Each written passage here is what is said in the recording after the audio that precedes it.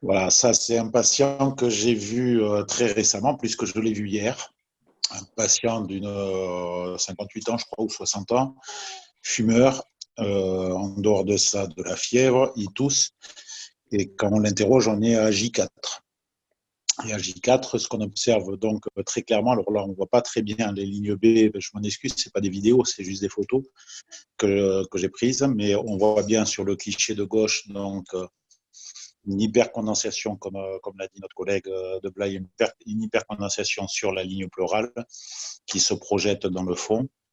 L'absence de véritable ligne A pour avoir fait parcourir tout le poumon, qu'on retrouve à l'image du milieu.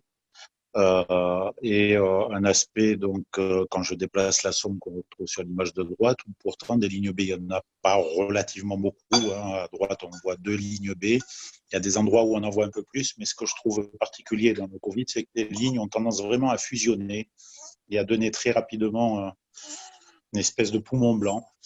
Donc, il est difficile des fois de mesurer le nombre de lignes qu'on va pouvoir avoir.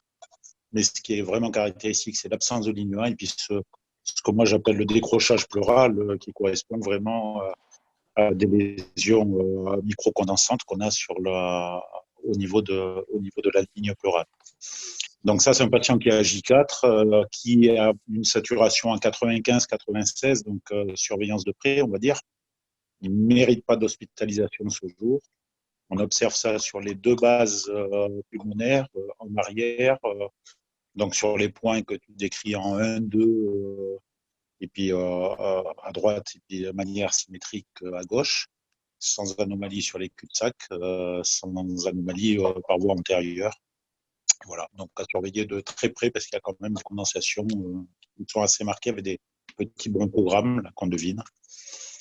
Voilà pour cette image.